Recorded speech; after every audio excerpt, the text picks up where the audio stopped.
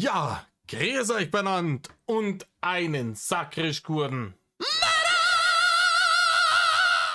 Jetzt Kasperl. Eigentlich hätte ich hier statt Dream Evil hätte ich eigentlich hier Master Puppets von Metallica einspielen sollen. Denn ihr werdet es am Titel bereits mitbekommen haben, also die wenigen von euch, die durch den Titel nicht abgeschreckt wurden und tatsächlich auf dieses Video geklickt haben. Vielen Dank dafür. Ich will heute mit euch über Stranger Things reden. Ich habe eine ganz, ganz wilde Fahrt mit dieser Serie, denn die ist massiv an mir vorbeigegangen. Also ich habe gewusst, dass es die gibt, dass es da einen Hype drum gab und ich habe da dann einfach irgendwie auch irgendwann gedacht, ja, kann man sich mal anschauen, aber viel anderes zu tun gehabt und irgendwie nie dazu gekommen. Und jetzt bin ich mit meiner besseren Hälfte, so beziehungsweise meine bessere Hälfte nicht, der Esel und so weiter, er nennt sich immer zuerst, haben dieses Jahr mal gesagt, ey, weißt du was, Ende des Jahres soll da die finale Staffel kommen. Dann schauen wir uns das doch einmal an. Yeah, let's see what all the fuss is about, darling. Und dann haben wir angefangen, uns Stranger Things anzuschauen und waren relativ schnell relativ begeistert. Gerade die erste Staffel fand ich sehr gut. Also, bevor wir jetzt hier Deep Dive reingehen, ne? Spoilerwarnung, es wird natürlich gespoilert, komplett Stranger Things von vorne bis hinten. Für die Leute, die Stranger Things noch nicht gesehen haben und denen die Spoilerwarnung wurscht ist, kurze Zusammenfassung. Das Stranger Things, da gibt es einen kleinen Ort namens Hawkins, Indiana, glaube ich. Irgendwo, ne, in den Staaten. Und ein kleiner Junge wird entführt auf dem Heimweg. Der war beim Dungeons and Dragons spielen mit seinen Spätzeln und ist dann auf dem Heimweg abends verschwunden.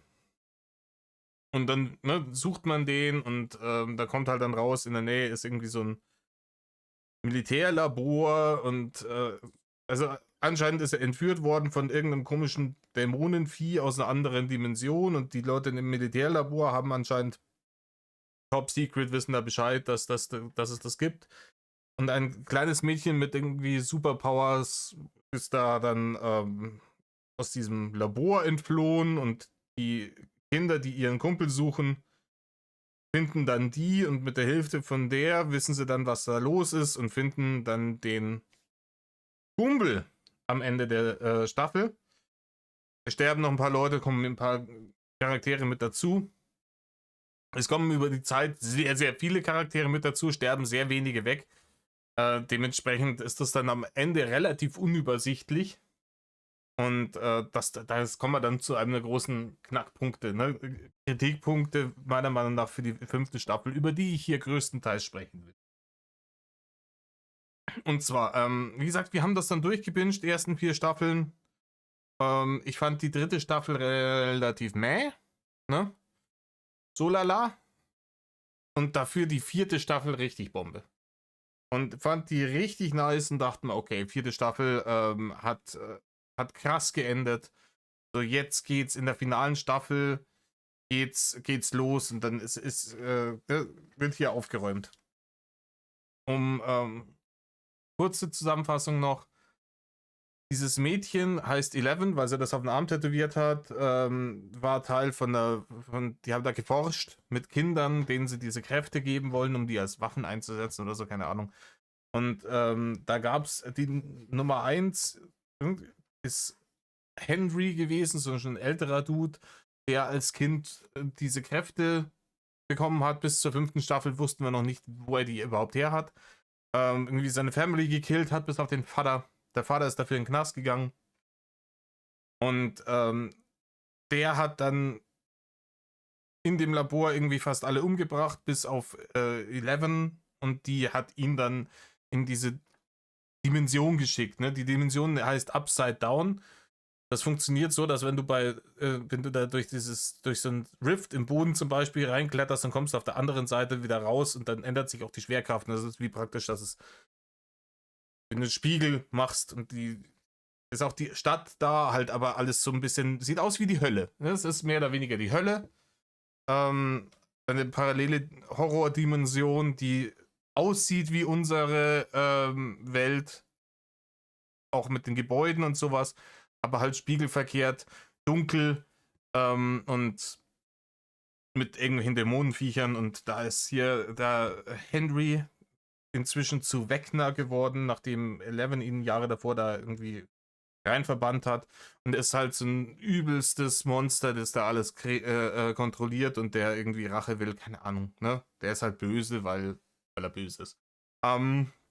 Funktioniert aber. Ich mag das auch mal, dass Bösewichte einfach nur böse sind. Und man kennt das noch aus meiner Kindheit ähm,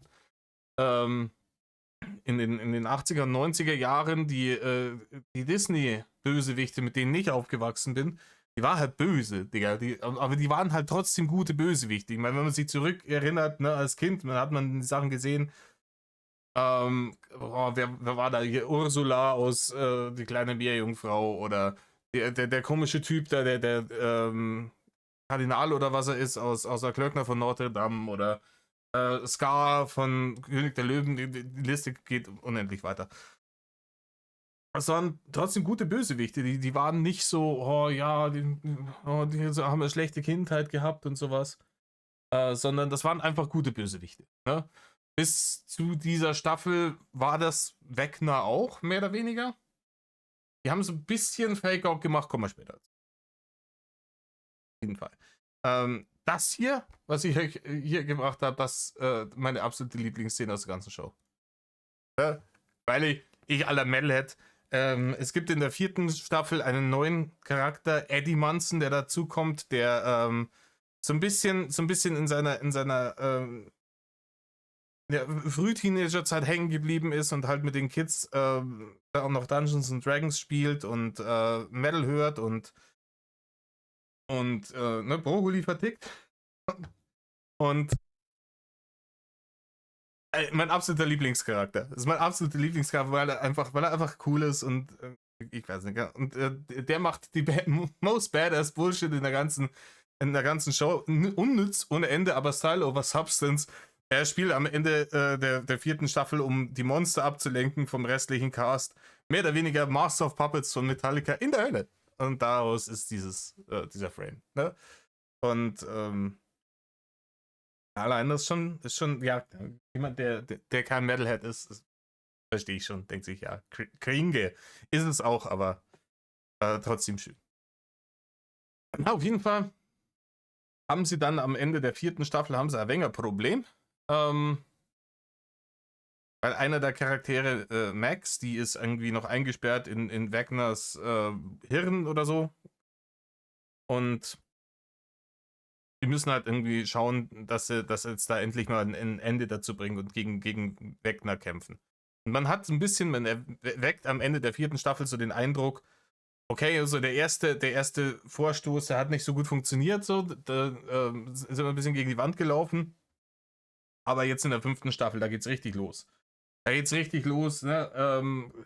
Fuß von der Bremse und voll aufs Gas, Pedal to the Metal, jetzt geht's los. Und es geht halt nicht los.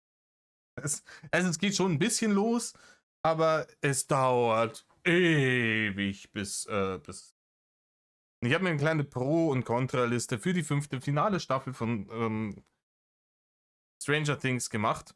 Ich hatte befürchtet, dass sie vielleicht so einen Game of Thrones bauen. Ne? Das haben sie nicht gemacht. Aber das hat auch nur. Dieses Finale ist nur deswegen, glaube ich, so positiv angekommen, auch in der Öffentlichkeit, weil Game of Thrones, was Serienfinales angeht, schon, also wirklich den Limbo-Stab sehr, sehr tief gelegt hat beim Niveau Limbo. Ne? Also da noch drunter zu kommen, das erstmal zu schaffen, weiß ich nicht. Aber Disney wird das hinkriegen irgendwann. Bin ich fest davon überzeugt.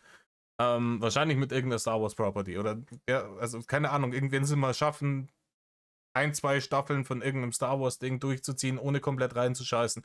Das Finale kriegen die in den Gully. Da bin ich fest davon überzeugt. Da kommt wieder irgendein DEI-Dulli daher und meint, ja, im Übrigen, jetzt, wo das erfolgreich ist, davor wollten wir euch eigentlich keinen Cent dafür geben und niemand hat es interessiert. Jetzt, wo es erfolgreich ist, jetzt müssen wir aber hier noch was ändern und da ist es zu weiß und da ist es zu heterosexuell und deswegen ändert mal alles an der Serie, ob Sinn macht oder nicht, Hauptsache Ding. Und dann geht's wieder in Gully runter. Wie gesagt, ich bin überhaupt kein Problem, kommen später noch dazu, wegen, ne, Diversity in Castings, gerade bei Dingen, die in den USA spielen, in relativ modernen Zeiten. Die Serie spielt in den 80ern. Die ist perfekt gekommen. 2016 die erste Staffel für die Leute aus meinem Jahrgang, um sie hart zu hypen. Mein Jahrgang und noch ein paar Jahre älter als ich, um sie hart zu hypen, aufgrund dieser massiven 80er Jahre Nostalgie, die da reinballern. Weil Leute, wenn ihr Bock auf 80er Jahre Nostalgie habt und ihr habt Stranger Things noch nicht gesehen, ballert euch das rein. Allein dafür ist es wert. Ne? Aber ich habe eine kleine Pro- und Kontraliste für die 5. Staffel gemacht. Meine Pro-Liste ist ein bisschen kürzer, deswegen fangen wir doch damit gleich mal an. Ne? Und zwar fange ich gleich mit dem Besten an. Wirklich das Beste, gerade an der 5. Staffel, meiner Meinung nach, war in der finalen Folge, nach dem großen Showdown, nehmen die sich noch mal eine Stunde, um von allen Charakteren so ein bisschen Abschied zu nehmen, um so ein bisschen zu zeigen, okay, wir geben jetzt den Startpunkt für alle Leute in dieser Stadt Hawkins für eine hoffentlich bessere, hellere Zukunft. Die Farben sind alles heller, die Bildsprache ist sehr, sehr, sehr viel positiver und dazu gehört eben auch, dass der Hauptcast, die halt als kleine Kinder angefangen haben, dass die ihren Highschool-Abschluss machen. Und ihr kennt das hier aus dem Fernsehen.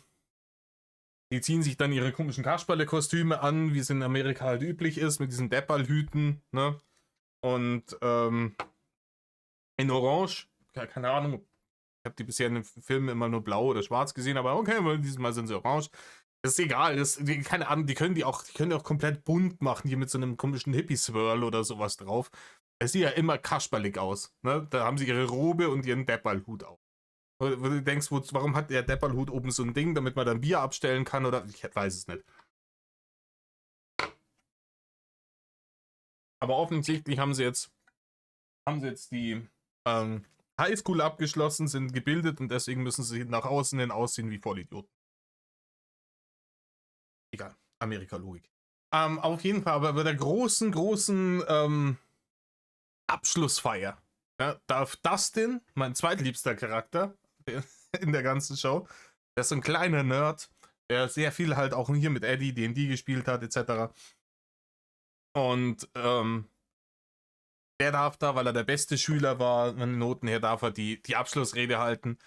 Und der macht halt das, was irgendwie jeder, der so in der Schule ein bisschen der Außenseiter und der Nerd war, gerne machen würde bei so einer Feier. Sich da hinstellen und den Leuten erstmal nochmal, also ja, gerade so diesen Autoritäten nochmal ein bisschen sauber auf den Tisch kacken. Er kackt den Schulleiter nochmal an, was wirklich gut ist, weil es da halt Probleme gab, auch hier mit dem Eddie und dergleichen, weil dem wurden Dinge vorgeworfen, dass er irgendwelche Leute umgebracht hätte und es war halt nicht so und die haben aber ja, auf jeden Fall die Rede, schaut sie für euch selber an. Bombe, wirklich super. Ne? Iron Maiden Soundtrack läuft. Da habe ich sehr geschmunzelt. Und was ich auch gut fand, auch wenn es ein bisschen zu sehr tearjerkerisch war, ich weiß nicht, ob das der richtige Begriff ist, war die letzte Stunde, wo sie eben diese zusammen. Du hast nochmal einen emotionalen Abschied von allen Charakteren, die du über die ganze Story hinweg halt begleitet hast durch ihre verschiedenen Abenteuer. Und das fand ich auch echt klasse. Ja? Bisschen zu sehr auf die Tränendrüse gedrückt, aber es war schön, dass wir wirklich sehen, okay, der steht jetzt da in seinem Leben, die haben das und das vor, passt. Was ich auch sehr großartig finde, Will, ne? Der mit dem das Ganze anfängt. Der kleine Junge, der am Anfang entführt wird und praktisch die erste Staffel fast nicht stattfindet, weil er in der ganzen ersten Staffel eben in dieser Hölle da gefangen gehalten wird. Bekommt irgendwie dadurch, dass er damals so eine besondere Connection zu diesem Hauptbösewicht bekommen hat, Kräfte, mit denen er gegen ihn kämpfen kann. Und das finde ich cool, ne? Das ist badass. Der hat endlich mal irgendwie ein Ding, eine Waffe in der Hand, womit er zurückkämpfen kann irgendwie und ist nicht immer nur das Opfer. Ne? War Will einfach hauptberuflich Opfer. Ne? Der hätte Oscar für den besten Opfercharakter bekommen. Er hat immer nur auf die Schnauze gekriegt, immer nur am Jammern und am Heulen. Und jetzt nimmt er Dinge mal selber in die Hand. Und das fand ich gut. Wir haben Will aus anderen Gründen auf der Kontraliste noch drauf. Die Leute, die es schon gesehen haben, werden wissen, wo es hingeht. Aber hey. Das fand ich wenigstens mal cool. Was ich auch gut fand, ist relativ am Ende, also nach dem im Climax des finalen Kampfes gegen Vecna, die Mutter von Will, die wirklich sehr viel durchgemacht hat, auch über die ganzen Staffeln hinweg, darf dem dann so den Fatality geben. Auch cool. Nehme ich. Hätte jeder andere auch machen können, wäre ich auch zufrieden gewesen. Aber ich sehe, warum man das gemacht hat. Das passt ein bisschen.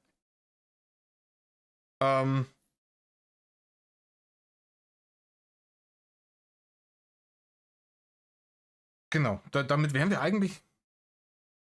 Ah ja, wie gesagt, und sie haben es nicht für Game of Thrones. Damit wären wir bei den positiven Dingen angekommen. Ne?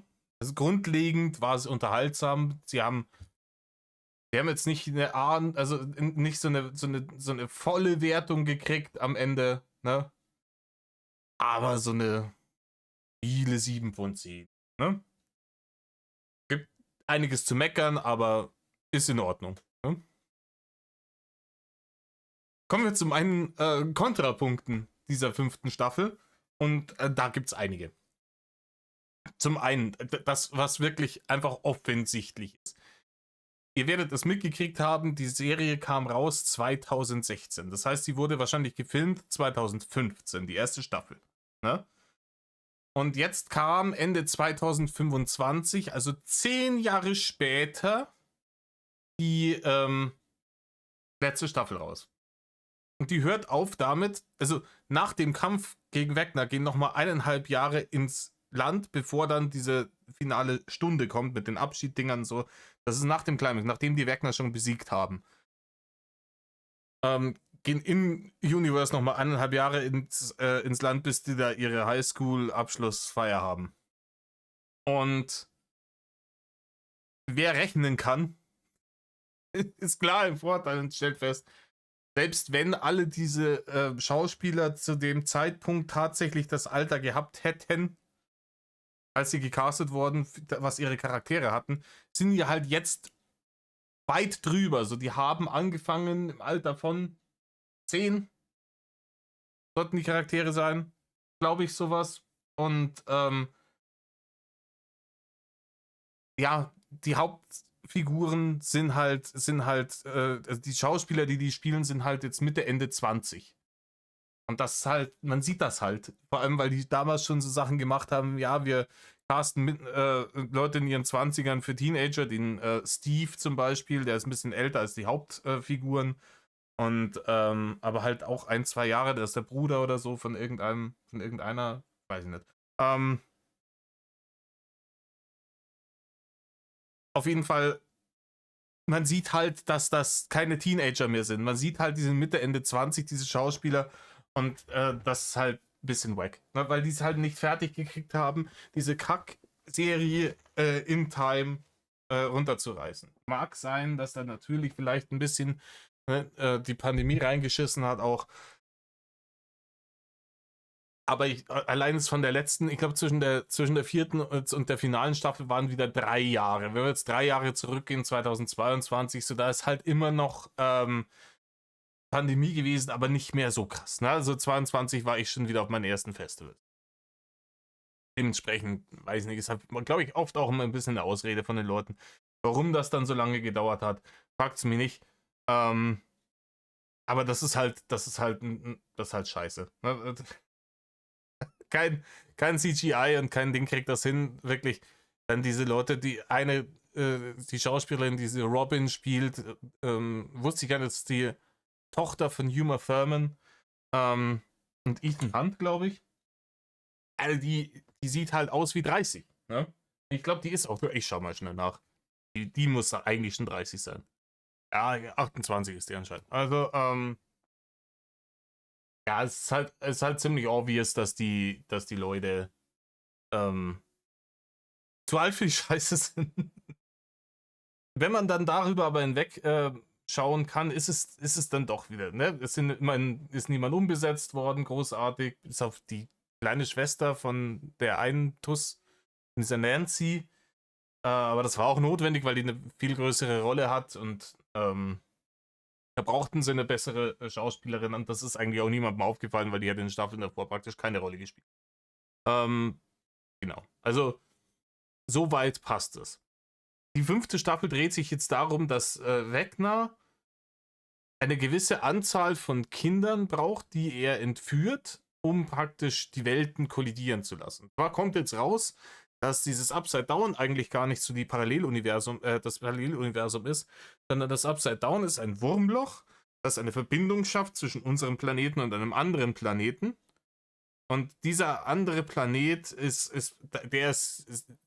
sehr, sehr, sehr, das ist so ein Ödland-Ding und da wohnt halt dieses kosmische Horrorwesen, der Mindflayer, mit dem zusammen Vecna praktisch jetzt irgendwie die Apokalypse herbeiführen will. Ja, also der braucht diese Kinder, um, warum auch immer, dem Mindflayer die Macht zu geben,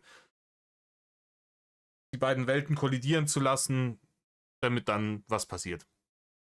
Auf jeden Fall schlimm für alle und die Kinder müssen natürlich gerettet werden und so weiter und so fort. Und die hat er halt in so einem Trance-Ding, in so einer Matrix drin. Das ist im Endeffekt, das ist hier so interdimensionale Lovecraft-Matrix, wo die drinne hängen. Hier Schlauch in der Fresse und so weiter und so fort. Und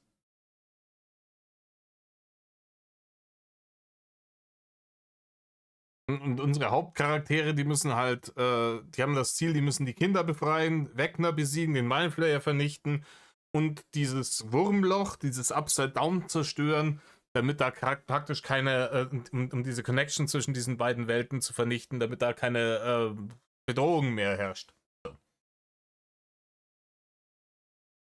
Und das machen sie dumm. Es zieht sich unnötig in die Länge. Es zieht sich unnötig in die Länge. Das ist auch einer meiner Hauptkritikpunkte an dieser 5. Staffel ist. Diese eine Stunde am Ende, wo alles nochmal einen Abschluss findet, wo jeder Charakter nochmal so sein Goodbye kriegt, wo jeder nochmal beleuchtet wird, so ein bisschen wo es ein bisschen emotionale Schwere noch mit drin ist. Hätte mir vollkommen gereicht. Die Charaktere sind gut genug aufgebaut worden in den Staffeln davor.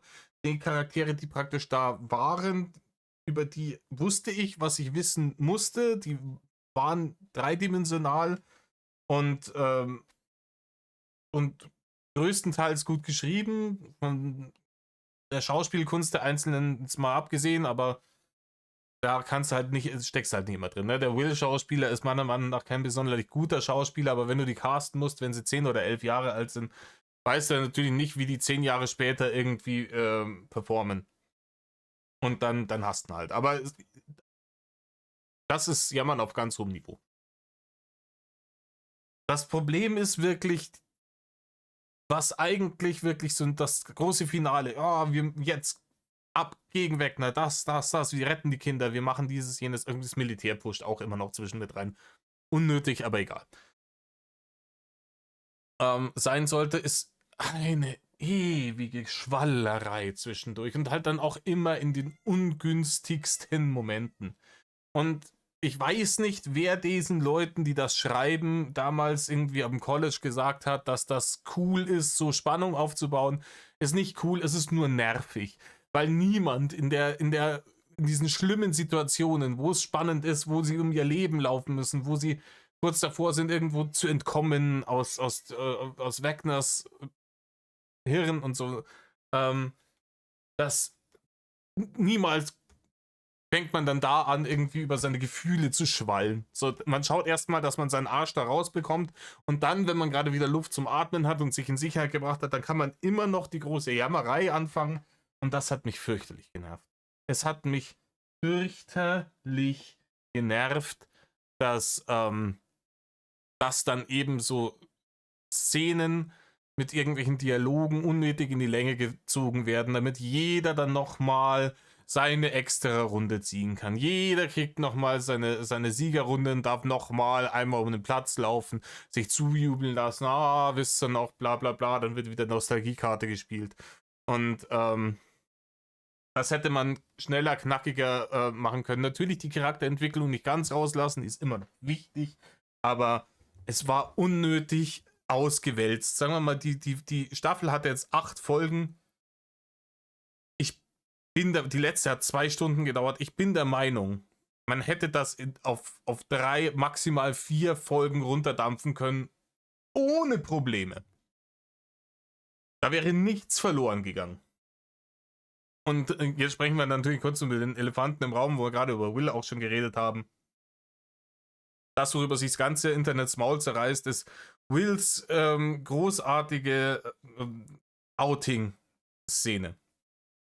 Ja. Will ist in Mike, einen seiner besten Freunde, hier von seiner D&D-Runde irgendwie verknallt und hat über die Jahre wohl mitgekriegt, dass er halt homosexuell ist. Und das war in der 4. Staffel schon sehr deutlich für alle Beteiligten, also für uns, die Zuschauer, aber auch für die meistbeteiligten halt in der Show. Und dabei hätte man es belassen können oder das halt relativ kurz frühstücken. Das Problem ist, das ist zu sehr aufgebauscht worden. Ich meine, es gibt die Argumentation, klar, für die 80er Jahre, da war das noch nicht so normal, sich zu outen. Aber wir schauen das jetzt hier in 2025, da ist das nicht mehr so eine große Nummer, gerade in westlichen Ländern nicht. Und also von den Leuten, die ich kenne, mit denen ich über ihr Outing gesprochen habe, die gemeint haben, so, ja, eigentlich nicht so ein Riesending. Und das ist halt unnötig. Und das geht halt Leuten halt tierisch auf den Sack und man sagt, ja, komm, vor allem, weil die Szene dauert, ich glaube, eine Viertelstunde oder so. Dann rufen sie alle nochmal zusammen. Im Hintergrund müsst ihr wissen, es sind irgendwie 10, 15 Kinder, unter anderem die Schwester und Tochter von einigen der Hauptcharaktere, entführt und könnten jede Sekunde sterben. Ne? Aber alle setzen sich dann schön im Kreis und dann stottert der da eine Viertelstunde hin, dass er ja nicht auf Pflaumen, sondern auf Pansy steht. So. Und es ist. Ja, so what. Ne? Leute, die diese Szene kritisieren, werden jetzt hier im Internet auch schon oft als homophob bezeichnet, was vollkommener Bullshit ist, weil Leute, die homophob sind, die hätten, ich glaube, in der 2. oder 3. Staffel schon ausgeschaltet, weil die hatten schon einen homosexuellen Charakter drin. Ne, diese Robin, die von dieser Tochter von Uma Thurman gespielt wird, ist lesbisch und die hätten da schon ausgeschalten. Und allerspätestens in der 4. Staffel, in der es wirklich für alle obvious geworden sind, dass für alle obvious geworden ist, dass Will eben homosexuell ist. Da hätten die schon ausgeschaltet. Leute, die wirklich homophob wären, hätten sich die 5. Staffel gar nicht mehr gegeben. Und dementsprechend ist es ein vollkommen hanebüchene Ding. Es ist halt einfach schlechtes Writing gewesen. Man hat irgendwie das Gefühl gehabt, man muss hier noch ein bisschen, keine Ahnung, vielleicht für die Leute, die am Handy gesessen sind, die letzten 4 Staffeln nochmal klar machen. Im Übrigen, für den Fall, dass es in der letzten Staffel nicht mitgekriegt hat, der ist gay. Und ja. Und hat es ein bisschen übertrieben. Was ist noch? Ja, unnötiger Verzögerungsbullshit. Das sind Leute Sachen. Ich verstehe nicht, warum man das immer noch macht.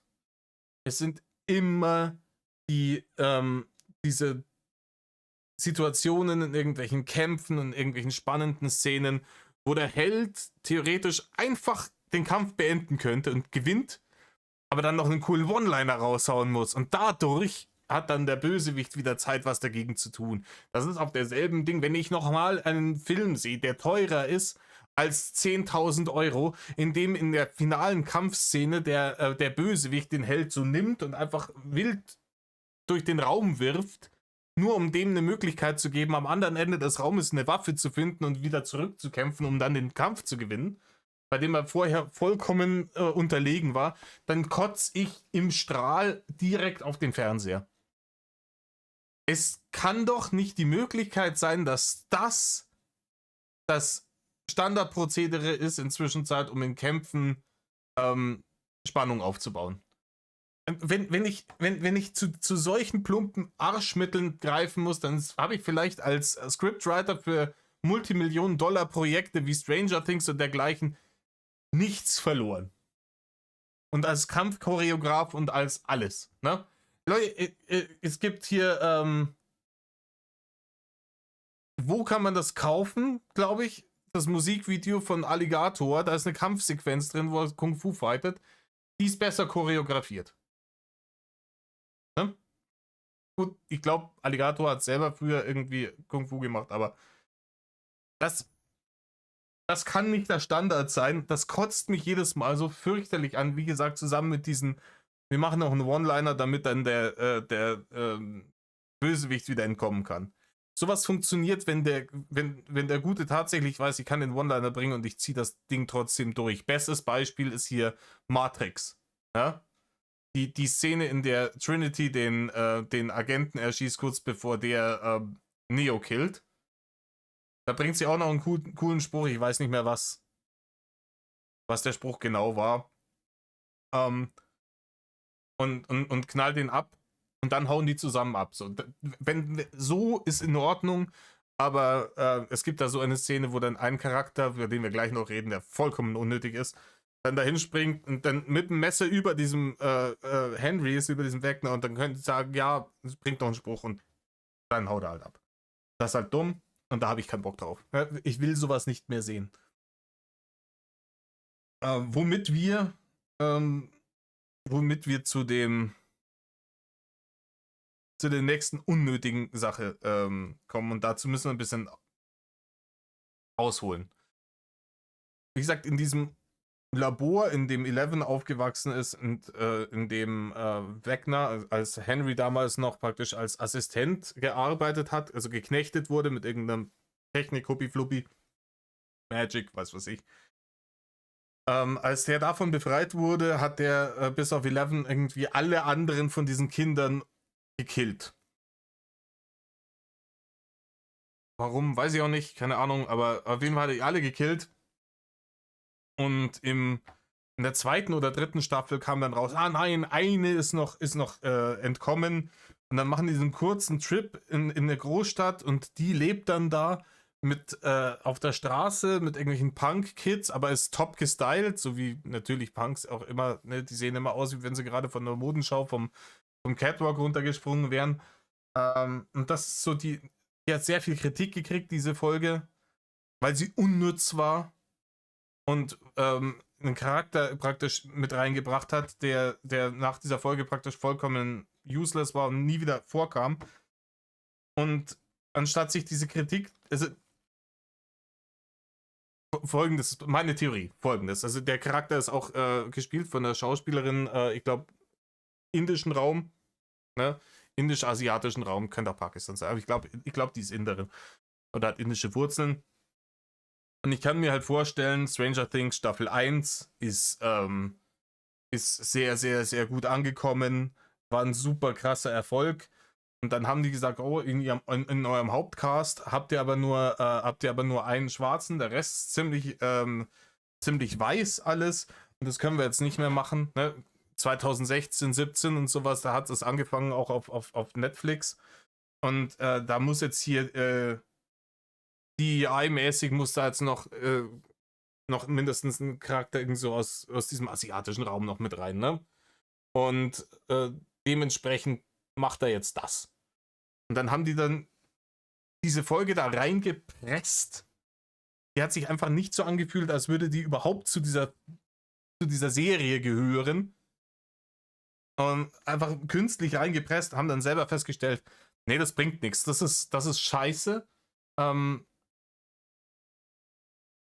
Hätten wir den Charakter von Anfang an mit reingeplant und das wäre so natürlich ineinander gegangen, hätte das funktioniert, so merkt jeder, wir knüppeln das jetzt hier einfach nur aufgrund von Corporate Bullshit rein, diese Storyline, weil uns von oben von irgendwelchen Producern das vorgeschrieben wird, weil irgendein Kasper gemeint hat, statistisch gesehen müssen wir bla bla bla bla bla. Und das, ich hatte gedacht, okay, sie haben es eingesehen, dann haben sie gesagt, okay, jetzt haben wir zwar diese eine Scheißfolge, aber wir geben jetzt das auf und machen jetzt unsere Serie fertig, so wie sie ursprünglich geplant haben und lassen uns da nicht mehr reinreden. Und ja, was willst du sagen? Ich glaube Ende 4. Staffel war es. Oder war es dann Anfang 5. Taucht dieser Charakter wieder auf, vollkommen aus dem Nichts. Das Militär hat die irgendwo aufgegabelt und versucht jetzt mit ihrer Hilfe was auch immer zu machen. Ich habe es nicht ganz verstanden. Es hat wenig Sinn ergeben, warum die wieder auftaucht. Und die ist halt wieder aufgetaucht, weil also die Duffer Brothers, die das geschrieben haben, haben in einem Interview gemeint, ja, sie haben das Gefühl, sie haben der Unrecht getan, weil die halt eben so negativ mit in der Fanbase konnotiert ist, dass sie ihr diese kurze Rolle gegeben haben, nicht ausarbeiten konnten, bla bla bla. Ja, weiß ich nicht, Digga. Dann mach eine Prequel, Sequel, sonst was Serie oder nimm sie in dein nächstes Projekt mit rein und gib ihr dann eine gute Rolle, um das wieder gut zu machen. Aber ich kann doch nicht in diesem Multimillionen-Dollar-Projekt, das 10 Jahre gebraucht hat, bis endlich fertig war. Dann einfach aus Gründen von, ja, oh, wir haben uns damals platt drücken lassen und haben diesen Bullshit-Story-Arc da reingequetscht. Die Schauspielerin, die das gemacht hat, die hat halt jetzt eine schlechtere Reputation dadurch. Können wir nichts machen, dann müssen wir halt jetzt hier unser Projekt noch ein bisschen beschissener machen auf der Zielgeraden. Einfach nur deswegen. Dieser Charakter ist absolut nutzlos. Die kann nichts, was nicht ein Will oder eine Eleven auch kann. Die haben die einfach mit dazu gepackt. Wieder aus DEI-Gründen. Und ich weiß nicht, warum man das immer noch so tut. Wie gesagt, ich habe kein Problem damit, dass gerade in einem Land wie den USA, dass er wirklich ein kultureller Schmelztegel ist, dessen komplette kulturelle Identität auf Migration beruht. Klar, eine große christliche Majorität, aber generell ist Migration Name of the Game in den USA. Die USA haben ja keine eigene, wirkliche, richtige, über Jahrtausende entwickelte Kultur, sondern das ist zusammengemascht worden aus allen Kulturen von allen Leuten, die da hingegangen sind. Deswegen ist bei denen auch ein bisschen schwierig mit der Kulturkampf-Thematik. Das exportieren sie wie jeden Scheißdreck im Übrigen inzwischen zu uns auch rüber, aber hey, sagen sie seit Jahrzehnten, wir sollten vielleicht nicht alles kopieren, was sie da drüben machen, aber schaut euch die USA jetzt an, das ist Mitteleuropa in 10, 15 Jahren. So, kurzer Rant zu Ende. Auf jeden Fall, ich habe auch den Namen schon wieder vergessen. Nummer 8 ist sie, glaube ich. Unnötiger Charakter, hätte man rauslassen sollen. Man hätte wirklich den einen L nehmen sollen, dass man sagt, okay, wir haben das da versucht mit dieser einen Episode in einer früheren Staffel, das ist nicht gut angekommen. Das war massiver Bullshit. Lass das bleiben. Und in Zukunft planen wir unsere Sachen vorhinaus so, dass es passt. Na, wenn das eine Grundvoraussetzung ist, dass man gewisse Quoten erfüllen muss mit gewissen ethnischen Gruppen, damit Netflix zufrieden ist, dann machen wir das halt beim nächsten Ding von vornherein so und dann ist das in Ordnung. Gerade wenn es in Amerika spielt, warum nicht? Ne? Und stört auch keinen. Und dann machen wir vielleicht wenn wir dann einen homosexuellen Charakter da drin haben, machen wir vielleicht nicht so einen riesen Deal draus. Weil ich immer der Meinung bin, gerade bei sowas, das so auszuwälzen und so einen riesen Abfuck da draus zu machen. Das arbeitet mehr oder weniger gegen das, wo wir eigentlich als Gesellschaft hinwollen. Wir wollen doch als Gesellschaft dahin, dass Menschen nicht mehr grundlos gehatet werden, weil sie ein anderes Lebensmodell, eine andere sexuelle Einstellung, sexuelle Ausrichtung oder sonst irgendwas haben. Sondern wir wollen ja mehr oder weniger auf eine Gesellschaft hin, in der die Leute so akzeptiert werden, wie sie sind. Dann sollte es halt aber auch kein großes Ding mehr sein, ne? Dass der Will halt jetzt gay ist. Und wenn ich da eine politische Message rüberbringen muss, ich muss auch nicht immer alle politischen Messages rauslassen aus meiner Show. Darf man auch drin haben, aber subtil halt, ne? Nicht so dampfhammermäßig. Weil wie gesagt, ich habe in letzter Zeit viel gehört, dass es anscheinend gerade bei Netflix so eine Policy gibt, dass man sagt, hey, wir müssen das alles so dampfhammermäßig machen, weil ein großer Teil unserer Zuschauerschaft sich die Scheiße hier nur nebenher gibt und primär irgendwie auf Tickety-Tockety am Handy klebt. Und ich meine, danach, dann macht für diese Leute, ich weiß nicht, dann sollte die Industrie vielleicht schrumpfen, dann macht, ich hätte wirklich gerne, dass Filme und Serien wieder für Film- und Serienfans gemacht werden, die sich die Scheiße auch tatsächlich anschauen. Ne? Weil wirklich bei diesen ganzen Monologen, Dialogen, es gab dann auch noch irgendwas zwischen Jonathan und wie hieß sie? Nancy, die da ewig umeinander geschwallt haben. Da krieg auch sogar ich das Bedürfnis, mein Handy in die Hand zu nehmen, weil es mich einfach langweilt. Ne? Andere Szene, Max und die Tochter, die Schwester von dieser Nancy, glaube ich, sind am Fliehen aus dem Mind von dem Wegner und haben halt dann zwei unterschiedliche Portale. Die sind schon beide offen, die müssen nur durchgehen. Die eine war 2 Jahre da eingesperrt und anstatt, dass die einfach die Beine in die Hand nehmen und sagen, okay, du daraus, ich daraus, wir treffen uns auf der anderen Seite wieder, Gas, wird erst noch mal eine Viertelstunde lang geschwallt. I shit you not, das ist eine Viertelstunde geschwallt worden und danach schleicht man so ganz langsam so in die Richtung. Ah, Horseshit, Digga. Das ist einfach nur, oh, come on, lass noch Runtime rausknödeln. Es ist das Gegenteil von dem, was Game of Thrones gemacht hat, indem sie zu sehr Sachen übersprungen haben. Du hattest immer bei Game of Thrones hatte ich immer das Gefühl, man hat einfach hier Skip, wurscht, scheiß auf Charakterentwicklung, weiter. Und hier hat man mehr oder weniger das Gegenteil gemacht und gesagt, oh ja, die Charakterentwicklung, die braucht noch mehr Zeit. Digga, wir haben jetzt hier schon 3 Stunden Monologe, Dialoge, gelumpt Zeug, langweiligen Bullshit. Nein, da muss jetzt der Charakter hat noch nicht seinen großen Monolog gehabt. Dem schreiben wir jetzt auch nochmal 20 Seiten, damit dann wieder eine halbe Folge. Oh. Es ist dröge und es ist nervig. Und man hätte die Zeit zum Beispiel aufwenden können, um den Endfight besser zu gestalten. Ich nenne das bewusst Endfight, weil es aufgebaut ist wie in einem Computerspiel oder bei einem D&D-Abend, was ich gut finde, weil damit hat es angefangen. Ne? Das sind Computerspiel und D&D-Nerds. Und die sind vom Mindset her schon oft an diese Problematiken so rangegangen, dass dann dieser Endkampf, so Computerspiel oder D&D-Endkampf-mäßig ist, fand ich gut.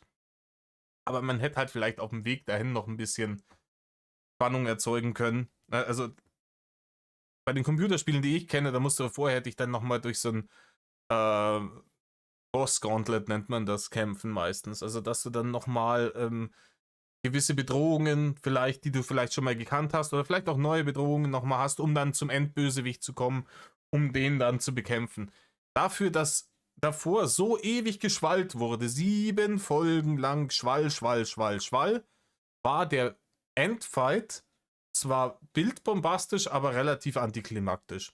So, da ging es einfach um nichts. Da ging es einfach um nichts. Die haben das halt einfach gemacht, so passt. Ne?